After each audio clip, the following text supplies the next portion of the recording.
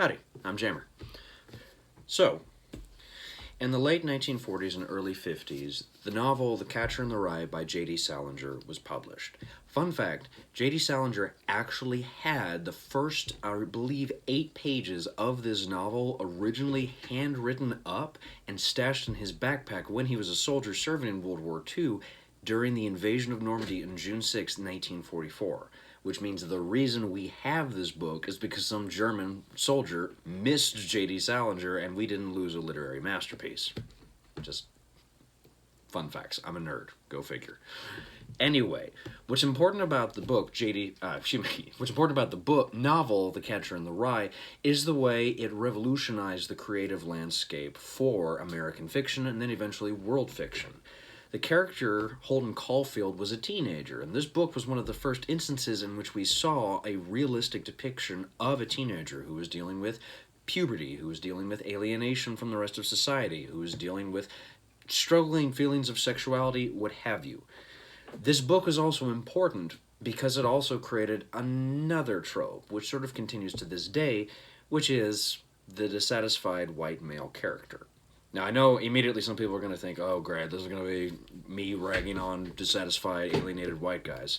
Well, I mean, I am. That's, kind of one of the reasons I'm starting with it. But I'm also alienated, dissatisfied white man. So, I mean, I'm not going to harsh on it too much. I'm just going to use this to eventually get into the comic that we're talking about today. What's important about The Catcher in the Rye is that it created a kind of foundation for which white male authors could sort of express dissatisfaction with contemporary society. And this is something that still continues to this day. If you take a look at the writings of Robert Crumb, his work especially was very influential for the way it tended to address his alienation from the rest of society, his perceived isolation, his negative feelings of self, and then, of course, his struggle with his own sexuality. But even more important than that, Crumb, like J.D. Salinger, tended to romanticize or sort of appreciate an older time of being. Basically meaning that Holden Caulfield tended to observe that people were, if you've ever read the book, you'll recognize this, phonies. He looked around and he saw nothing but phonies. He was observing a superficial world where people tended to wear a mask to cover up their real self, and he expressed a dissatisfaction of it and continually noted that things seemed to be better before. What does before mean? It's a little vague, especially in the context of this book. We're really just sort of supposed to understand that before is just not now.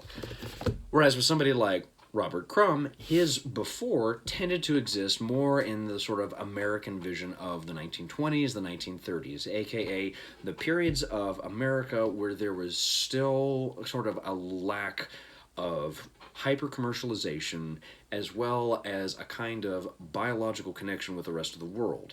And also, again, just the music of the time being what it was. And anybody who has ever looked at, say, his Heroes of the Blues trading card deck, which were eventually contained in this small collection, Robert Crumb, Heroes of Blues, Jazz, and Country, you can observe his real-world appreciation for this music and for this time period.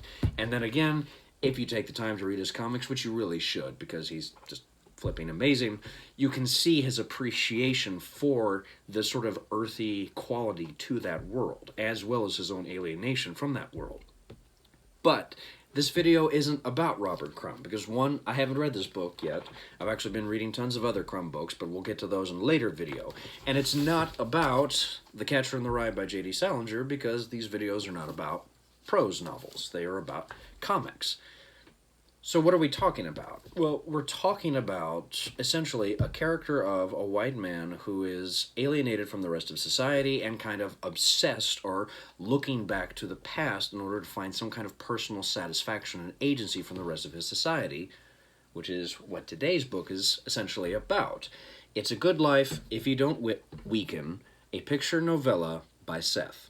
And for the record, as you can see here, Seth is the actual name. It's kind of like a one-word like Cher or something like that. He does have a real name. It's not Seth. I didn't look it up beforehand, but I can only ever find information about Seth. What's important about this man is that he is a longtime cartoonist. He has an ongoing series called Palookaville, which is basically about the sort of interactions of the small town people in Canada, and then he also has several books about his father.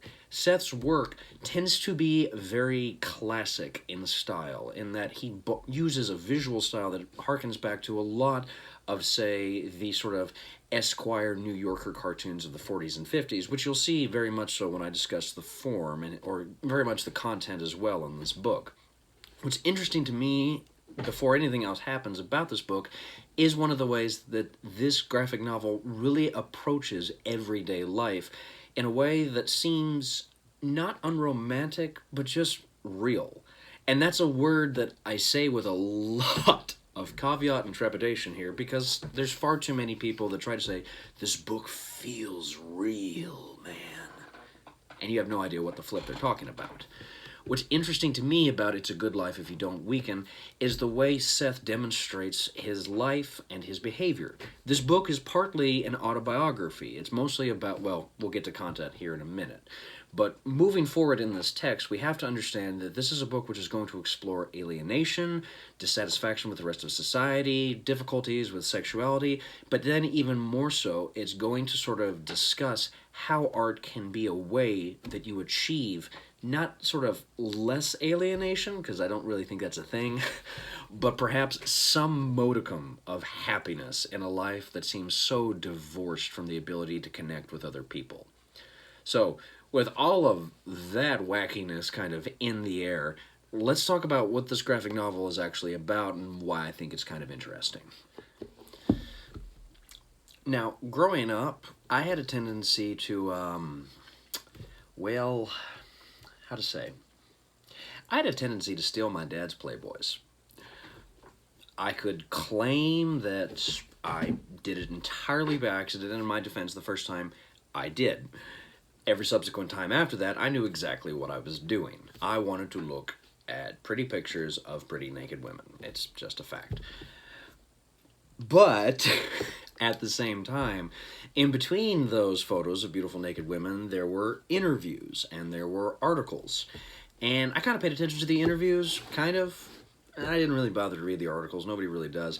But what interested me were the cartoons. Again, as I noted before in the very first video on this channel, when I was a kid, my mom read me Calvin and Hobbes. And so when I discovered my dad's Playboys, I noted, hey, there are cartoons in this magazine. This is really cool.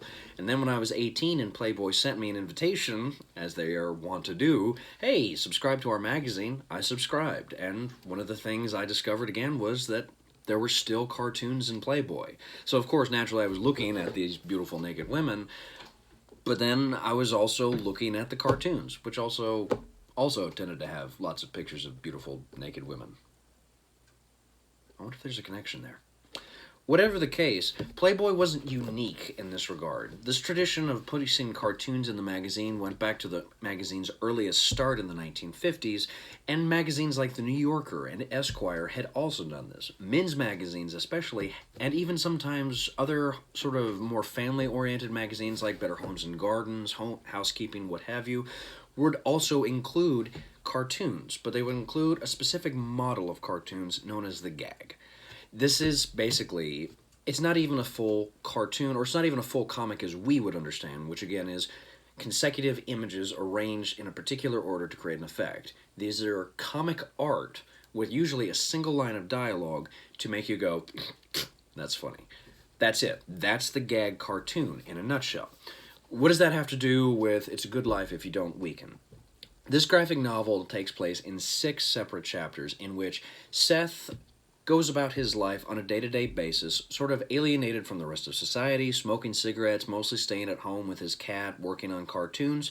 But then at the same time, we also observe him as he is pursuing actively the life and art of a gag cartoonist by the name of Kahlo.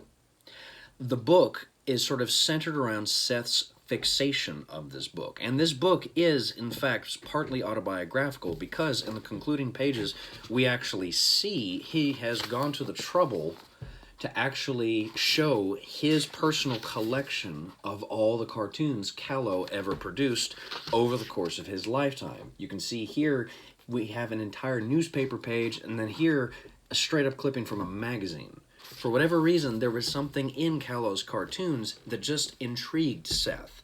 He, as he shows in the book, stumbles upon old collections of gag cartoons that you can find in the New Yorker magazine or Esquire. It's just part of his individual aesthetic, and he appreciates it. And as you can observe from the book itself, Seth has an appreciation and a conviction of appreciation that goes into the actual artwork of the book itself.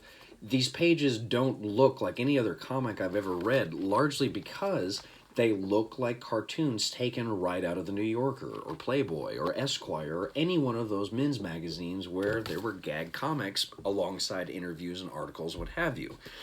Seth's book is about his obsession with this artist Callow and the research that he goes to, going to libraries to try to see if there's any listings of Callow, interviewing his family members, his ex-wife, his mother, family friends, people in the neighborhood, what have you.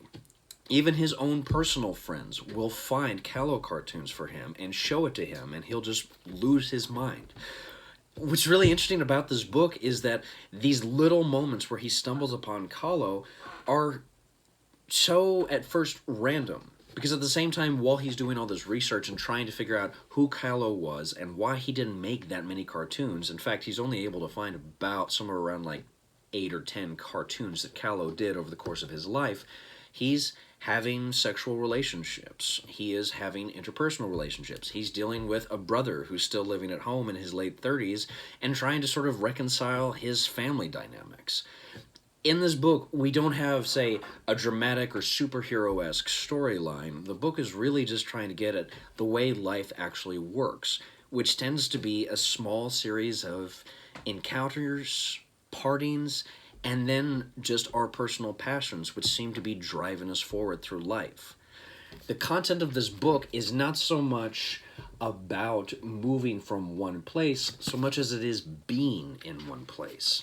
But at the same time, Seth's appreciation and interest in research into the cartoonist Seth is an opportunity to observe how art is driving his life. He makes cartoons, and he finds old cartoons really interesting. He absolutely loves them, and he collects them, and he reads them. Art is not only the way he makes his living, but it's also in a lot of ways the way he drives his life. Because for him, it's not simply about just making these comics, or just appreciating them, or even just reading them to have something to read. Seth finds something in these old comics, and he finds something particular in the life and mystery of Callow that's worth going for. And so in terms of just the content of this book, I think it's really beautiful and really gorgeous, even for a non-indie comics fan to just sort of wonder and appreciate how art can be a driving force in our life. I can speak for my own part that especially in the wake of my divorce, I've really blossomed in my artwork, because even before my marriage began to implode, I was drawing a lot and appreciating art and reading lots of comics and reading lots of graphic novels and starting to make comics.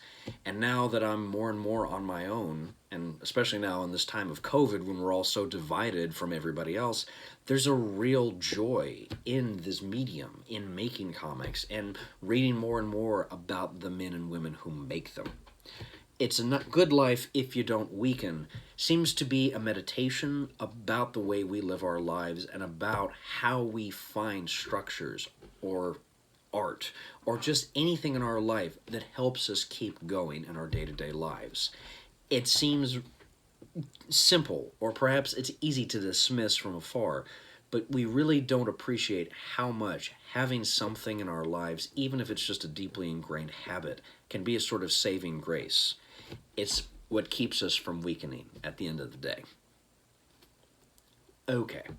I've said a lot of pretty words now about this comic and why I think it's interesting in terms of the content of the story, but let's get in now into why, visually speaking, this is one of the strangest and most interesting books I think I've ever read in my life.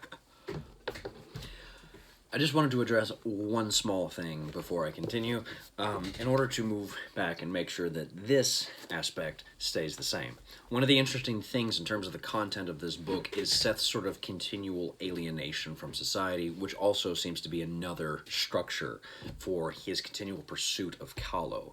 He sees something in the life of Kahlo that sort of mirrors his own, because Kahlo seemed to have a very interesting career, and then all at once he dropped it. And so Seth is trying to understand why he dropped it. But then at the same time, while he's doing all this, he's continually looking back to these old cartoonists and these old cartoons and thinking to himself, boy, life sure was better back then.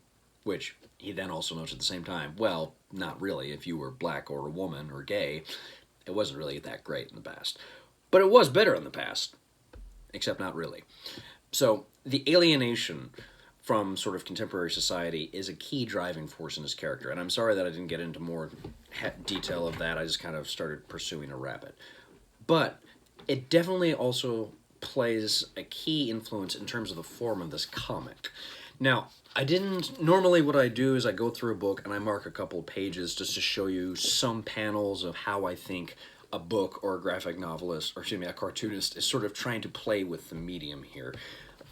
But the unique thing about It's a Good Life If You Don't Weaken is that almost every single page of this book feels like an experiment in some form. As I've shown you from just a couple pages of this book so far, Seth's style is remarkably unique. It doesn't look like a sort of mainstream comic where there's an attention paid to the details of physical anatomy, where characters are performing dramatic actions. In fact, most of the time, physical actions in this book tend to just be Seth lighting up a cigarette and talking or walking. That seems to be most about what the physical actions of the character itself. But as you can see, what's unique about this book is the way it's printed. For the most part, or actually entirely, none of the pages are solid white. The lighting in my room may create a little bit of a difference here, but if I can show you here a comic from Robert Crumb, one of his Aline and Bob comics, you can see already just by looking at the page that this is nothing but white pages and black ink. Whereas if you then move to It's a Good Life If You Don't Weaken, the pages are yellowed, and you can see it even on the exterior of the book itself. The reason these pages are yellowed is because, again, Seth is trying to harken back to sort of the nostalgia of reading old copies of Esquire and Playboy. I can't get into the complexities inherent of why pages faded in color. That gets into the mass production of paper, different chemical techniques that went into the different types of paper production, and then times how ink would affect the paper that it was ultimately printed on. All I can tell you is if you go back and read magazines that were printed in the 40s and 50s, the pages tended to brown. They tended to yellow. That's because of the chemical composition of the paper. That's because of the chemical composition of the ink that was printed on that. It all eventually began to sort of deteriorate. That's one of the reasons why today book preservation is a field unto itself, because there is so much chemistry going into each and every single page. Back to the form.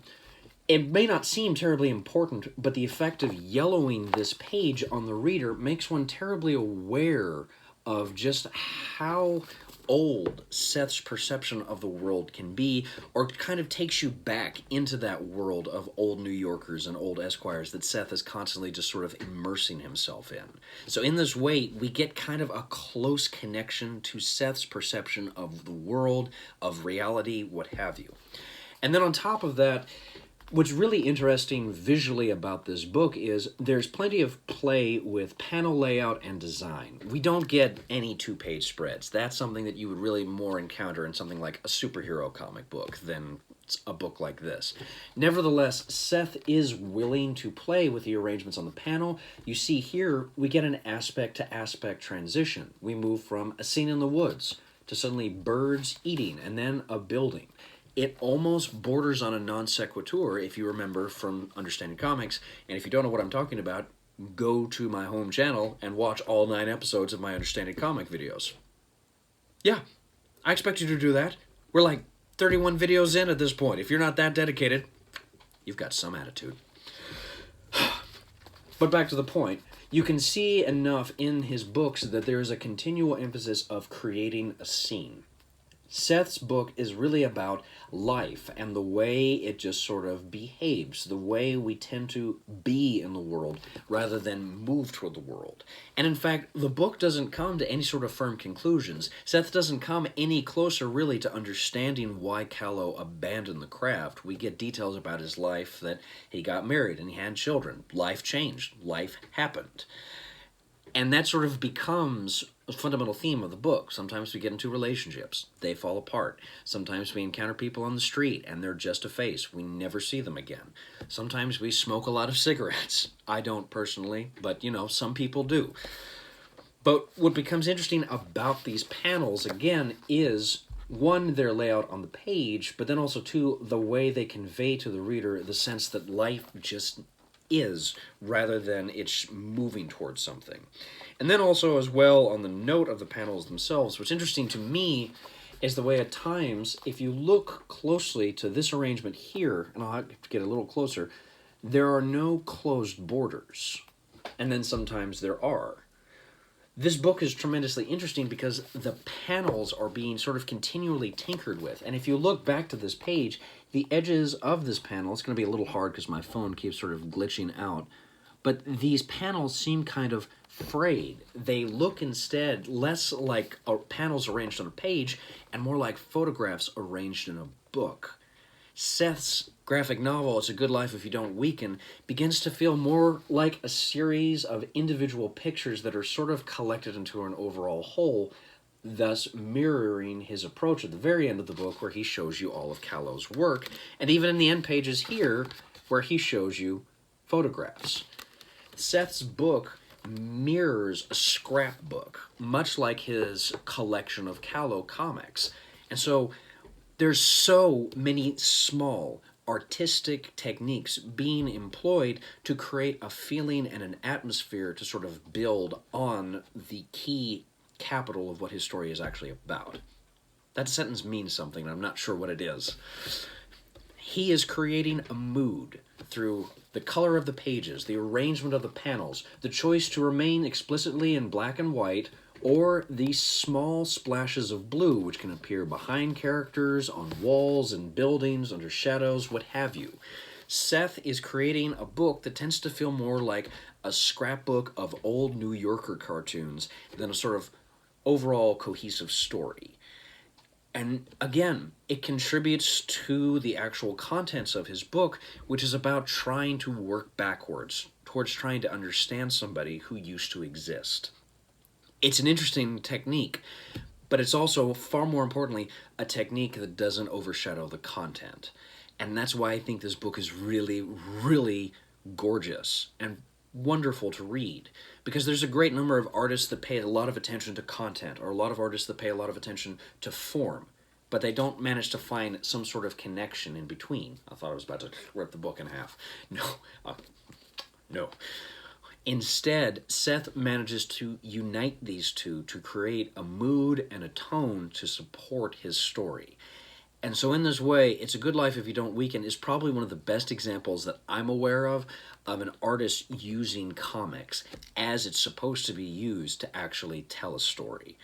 Visually, and in terms of the form itself, It's a Good Life If You Don't Weaken is simply phenomenal, and anybody who loves comics needs to take a moment and just look through this book to see what you can do visually with the medium and how you can arrange your panels in a way to contribute to the content of your actual story.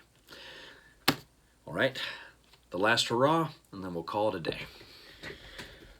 I really don't have too much to say other than that It's a Good Life If You Don't Weaken is simply a phenomenal book. Whether it's about Seth's alienation from society and the way he tries to understand how art can be a way that we make our lives, how art can be a way of being in the world rather than sort of moving towards something in the world.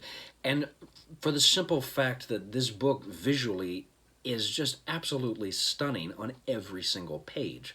Whether it was the composition of the actual page color itself or the arrangement of the panels in such a way as to sort of continually challenge us to observe which images are coming next, this book is a real effort to understand how art can impact us, not just as a species, not just as a society, but just as individual human beings. What role does art have in your life, if it has any role at all?